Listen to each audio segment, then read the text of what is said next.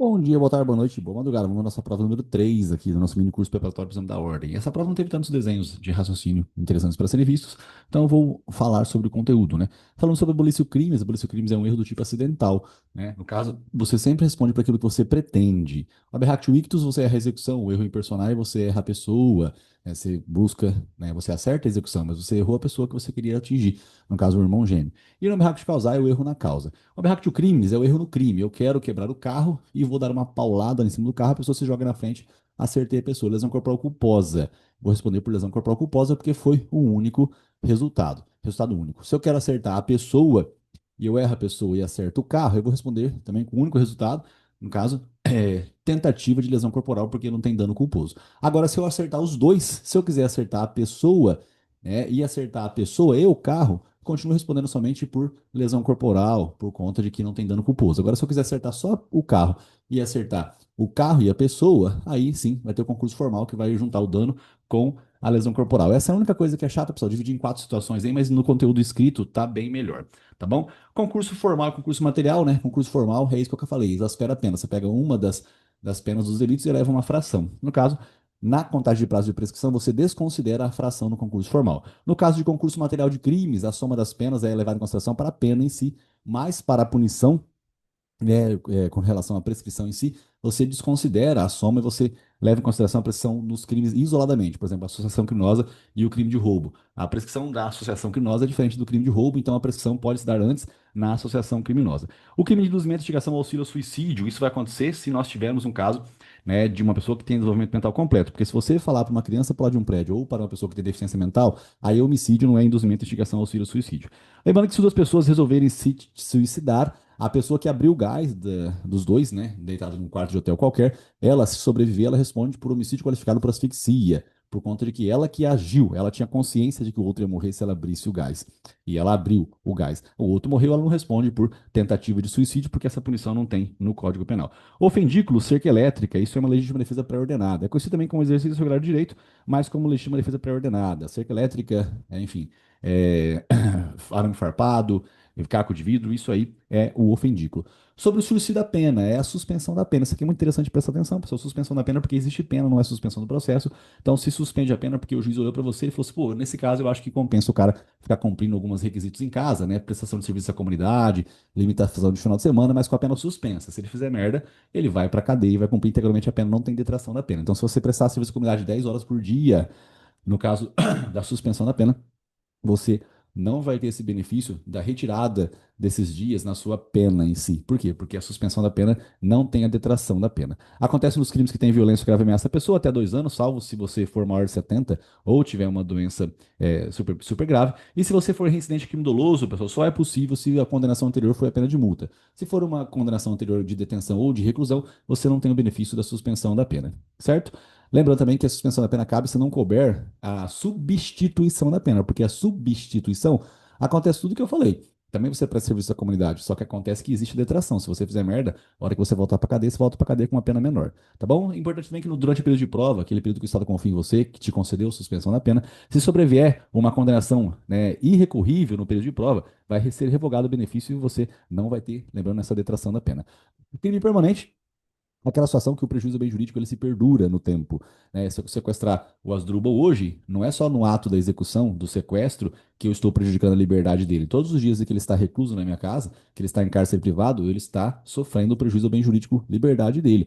Então, se eu fiquei com o cara recluso na minha casa 3, 4, 5, 6 meses, durante esse período de tempo, se a pena ficou pior, se vier uma lei mais gravosa, consequentemente essa lei vai ser aplicada a mim, tá? Não é só o ato da execução, assim como também o crime de tráfico, quando você tem droga em casa, ter em depósito. Você tem 17 anos, compra um monte de droga para dar para os amigos consumirem juntos, né, em casa, né, ainda que sem objetivo de lucro. Artigo 33, parágrafo 3º do Código da Lei de Drogas é crime de tráfico, tá? Nessa situação em si, você estava com 17 anos quando você comprou, mas você teve em depósito. Quando você completou 18 anos, você tinha droga em depósito. Então você praticou um fato típico, é crime de tráfico, certo? Esse é o lógico do crime permanente.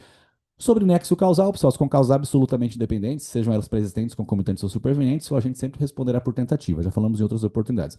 Nas com causas relativamente independentes, no caso da causa efetiva superveniente, aquela do capotamento da ambulância ou de uma infecção hospitalar, se for uma infecção hospitalar que ela não se agravou com o veneno que você colocou para a pessoa beber, tá? Se for um caso que por si só ocasionou o resultado, você vai responder somente por tentativa de homicídio. Agora, no caso, se a infecção hospitalar se agravou com o veneno que a pessoa ingeriu, que foi colocada por você, que tentou matar, você vai responder por homicídio consumado, porque a causa efetiva da morte não foi por si só ocasionadora do resultado. Ela teve a concorrência do seu ato em si. Só que a pré-existente e a concomitante é fácil. Enquanto você tira, a pessoa desvia dos disparos no trânsito, ela é atropelada. A causa efetiva da morte foi o atropelamento, não foram os disparos. Você vai responder por homicídio consumado, por conta de que a concomitância estava junto, né, com o nexo causal da sua causa concorrente. No caso da pré-existência, é importante você saber que a pessoa tem uma hemofilia, tem um problema cardíaco, né? Se você cometeu o crime de estupro contra uma pessoa, né, por conta de grave ameaça, e essa pessoa em si, ela infarta e morre, você não sabia da pré-existência do problema cardíaco nela, então você só vai responder por estupro simples, você não responde por estupro qualificado pelo resultado de morte. Sobre perempção, perempção é quando você não reitera nas alegações finais de uma ação penal privada de queixa-crime, quando o querelante, né, ele faz uma queixa-crime estabelecendo que o querelado praticou crime de calúnia e difamação. Nas alegações finais, antes do juiz da sentença, ele acaba não reiterando os pedidos da inicial. Se ele não reiterar aquele pedido da inicial, vai ter a perempção, que é a extinção da punibilidade. A renúncia é quando acontece antes do momento em si, né, antes de você oferecer uma denúncia qualquer. A decadência é o período de 6 meses que você tem para representar, desde quando você tem conhecimento do autor do fato. A retratação é o voltar atrás, né? É você representar, só que você voltar atrás. Você fica nervoso, vai lá representa a delegacia, depois você quer voltar atrás, você se retrata. Em qualquer crime, você se retrata até o promotor oferecer a denúncia. Se ele ofereceu, não tem mais como você se retratar. Agora, no caso da Maria da Penha, a retratação é na presença do juiz. Isso significa que, tecnicamente, até o recebimento da denúncia. No caso da Maria da Penha, pessoal, é interessante lembrar que não tem benefício do GCRIM, não tem transação penal, não tem acordo de não persecução penal, não tem suspensão do processo, não tem prestação pecuniária, não tem cesta básica, não tem substituição da pena pela pena de multa, tá? Só que tem que tomar cuidado que tem a suspensão da pena. Sabe aquele exemplo que eu dei agora há pouquinho? Que eu estava falando sobre suspensão da pena, que não é substituição, não. Suspensão da pena existe no caso da Lei Maria da Penha, ainda assim. Sobre competência no processo penal, né, nós vamos levar em consideração o local da consumação dos delitos, né, para julgamento do caso em si. Não para fins de o crime em si. No caso do crime, artigo 4 do Código Penal. No caso de competência, artigo 70 do Código de Processo Penal. É o local, enfim, da consumação do delito. No caso de contrabando de descaminho, o local da apreensão. Tá? É o local da apreensão. Lembrando que descaminho, competência com contrabando, é na competência da Justiça Federal. Citação ficta, pessoal. Citação por hora certa é citação ficta, né? Você procura o réu por 2 vezes e na terceira considera o cara citado por hora certa, se você verificar que ele está se ocultando. E a citação por edital. Ela pode suspender o processo e, inclusive, a prescrição ao mesmo tempo. Assim como também o juiz pode, não automaticamente, mas ele pode pedir a produção antecipada de provas, assim como determinar a prisão preventiva também no caso da citação por edital. Emendaço libelli e mutatio libelli. Emendaço libelli é o caso da alteração do nome do crime na audiência. O juiz pode alterar o nome do crime sem problema nenhum na audiência, tá? Foi contado um fato verdadeiro, um fato real, e aquele fato está tudo certo. Realmente é um caso que foi comentado como, por exemplo, um estupro, não, desculpa, um furto. E aí é um furto mesmo, o fato está correto, né? O fato foi esse fato. Chega lá, o juiz ele pode mudar o nome do crime de furto para exercício arbitrário das próprias razões, por exemplo. Porque o fato realmente, a pessoa pulou na casa da outra e levou embora, né, a bicicleta. Beleza, considera-se furto, né? O denúncia foi do furto. Só que o juiz olha e fala assim, mas ele estava cobrando uma dívida aqui, né? Então eu vou trocar o nome do crime. O fato é o mesmo, não mudou nada, mas ele troca o nome de furto para exercício arbitrário das próprias razões. Isso pode acontecer. Emendaço libelli pode acontecer, inclusive grau recursal. Agora, mutácio libelli é quando a descrição foi de fato, né, específico e chega na audiência, alteram-se os fatos. Ah, eu fui furtado. Na audiência, a pessoa fala assim: eu fui furtado, ele me empurrou, me jogou no chão. Na hora que ele falou que se eu me mexesse, a coisa ia ficar feia. Ou seja, teve grave ameaça. O juiz já não pode agora alterar o nome do crime de furto para roubo. Ele tem que mandar para o MP aditar a denúncia, tá? No caso aí, nós temos a mutácio libelli.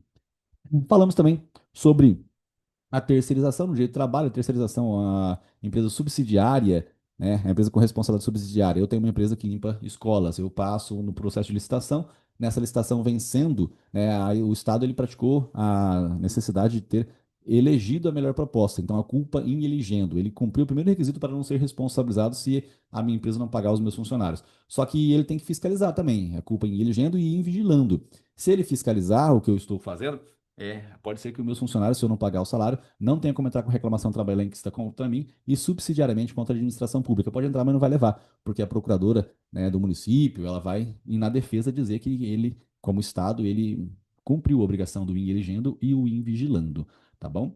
Sobre aviso prévio proporcional, pessoal, são 3 dias a cada ano completo. Então, 3 anos, 9 dias a mais. 10 anos, 30 dias a mais. 20 anos, 60 dias a mais no aviso prévio. Então, o máximo que você pode ter de aviso prévio são 90 dias. Mesmo se você ficar 30 anos numa empresa, o máximo são 90 dias. O aviso prévio proporcional ele se aplica somente para os contratos que foram rescindidos após, 2011, e antes não. Sobre acordo coletivo de trabalho e convenção coletiva de trabalho, é vedada a ultratividade. O que significa isso? Que essas negociações coletivas valem por 2 anos. Então, até hoje valia a CLT. A partir de amanhã começa a valer a negociação coletiva. Ela vai valer até o dia 1º de agosto de 2027. No dia 2 de agosto de 2027, já vai voltar a valer a CLT. Não tem caráter de ultratividade, igual acontece com as leis excepcionais e temporárias no direito penal. Licença maternidade é um direito da criança, pessoal, 120 dias, inclusive em caso de adotante. A criança pode ter 12 anos, 11 anos, 9 anos, 6 anos, tá? Continua sendo licença maternidade, é um direito da criança. Sobre requisitos para ser empregado, pessoalidade, onerosidade, não eventualidade de subordinação. No caso mesmo, em comissão, uma pessoa que trabalha por comissão, ela pode ser, obviamente, nem empregado, não tem problema nenhum. O doméstico, a diferença entre doméstico e diarista, o doméstico, ele trabalha para a empresa, mas sem gerar lucro para a empresa, diferente da diarista. Diarista, desculpa, igual a diarista também não gera lucro para a empresa, mas para a família em si. Reiterando, devagar então, falei rápido até agora, mas tem que falar devagar esse pedaço. A doméstica trabalha para a família, não gera lucro para a família. Diarista também. Só que a diarista considera-se diarista, né, trabalhando até 2 dias por semana. A doméstica, acima de 2 dias, ou seja, 2 dias, mais uma festa no final de semana, para acompanhar a criança de babá, já dá empregada doméstica. Já é, inclusive, né, requisito para ser segurado obrigatório, né, lá do direito previdenciário. Gorjeta integraliza a base de cálculo para todos os efeitos legais, ou seja, eleva 13º, eleva férias, eleva, inclusive, o fundo de garantia por tempo de serviço. Só não eleva 4 verbas, só noturno, horas extras, DSR e aviso prévio. Essas outras 4 verbas não eleva. Leva também, lembra, importante também que não se eleva a multa do 477. O que é a multa do 477? A multa do 477 é quando você tem 10 dias para pagar as verbas rescisórias. Se você não pagar, você paga uma remuneração a mais. Essa remuneração a mais não vem englobado o valor da gorjeta. Sobre custos processuais, quem paga é o reclamante e o reclamado. Eles sempre vão pagar. O reclamante fez a reclamação trabalhista e não foi provido o pedido. Então, ele perdeu, ele vai pagar 2% do valor da causa. Se o reclamado perder, ele vai passar 2% do valor da condenação. Se tiver um acordo, vão ratear, vai ficar 1% para cada um. Agora, às vezes tem negociação coletiva a respeito, dizendo que naquela categoria profissional, eventual acordo não vai poder ter rateio das custas, quem vai pagar é o empregador. Isso pode acontecer também. Certo? Sobre a direito empresarial, falamos sobre a falência, né? Caso vender a massa falida, não precisa de certidão negativa de débitos tributários, né? Então, se a pessoa quiser comprar uma empresa, ela vai comprar, mas não precisa pagar os tributos por completo. Outra coisa importante, né, que os empregadores, né, os empregados, eles podem usar os créditos trabalhistas para comprarem a empresa. Não tem problema nenhum isso acontecer. Sobre propriedade industrial, o desenho industrial, ele não pode ser puramente artístico, né? Você melhorar um produto, a invenção é a criação. O modelo de utilidade é a melhora, né? Um ar-condicionado que não precisa mais ventar. O desenho industrial é uma melhora que não é tão funcional, mas também não é puramente artístico, certo? O caso concreto que vai definir. Né? Imagina o Xbox, eu falo no Xbox, que tem aqueles raios bonitos por lado de fora. Não é uma simples pintura, é uma coisa que deixou mais bonito, mais organizado, uma coisa diferentona, né? Então, é um desenho industrial, não é puramente artístico, registra no Instituto Nacional da Propriedade Industrial, tá? É competência da Justiça Federal, qualquer tipo de conflito que exista. A competência da Federal já perguntou isso aqui na prova da OAB. Não é puramente artístico, é diferente de direito autoral, né? Direito autoral é artístico, pessoal. Lembrando que você pode registrar por 10 anos e tem 3 renovações de 5 anos, tá? Isso que pode acontecer. Sobre nota promissória ela pode ser endossada, tá? Obviamente, né? Ela é endossada. E os endossantes, eles são coobrigados. Lembrando que endosso é passar para frente. Endosso em branco você passou para frente sem colocar o nome do beneficiário. Endosso em preto você colocou o nome do beneficiário. Endosso sem assinar atrás. Assinar na frente do título é avalizar o título em si. Certo? Beleza? Maravilha. Esses aqui foram os conteúdos que nós falamos, né? Dessa prova número 3. Mas eu também falei os outros conteúdos aqui de processo civil. Eu vou passar por cima deles aqui agora. Com nós, todos nós. Vamos ver. Vamos aqui nesse nosso mini curso, pessoal. O mini curso, ele tem todo o conteúdo, só que você tem que ler material aí também, né? Obviamente, tudo isso aqui que eu falei, demorei 2 horas para falar isso aqui, tá? Então, aquilo que eu disse, a informação está sendo passada, mas a absorção depende. Se você tem uma bagagem de estudo, você consegue acompanhar. Do contrário, fica difícil, tá? A gente procura deixar claro isso, mas é bem importante. Falei sobre fiança bancária e seguro garantia judicial, que eles garantem juízo no caso de processo de trabalho e processo tributário. No caso, para você poder fazer embargo de execução ou embargo de terceiro.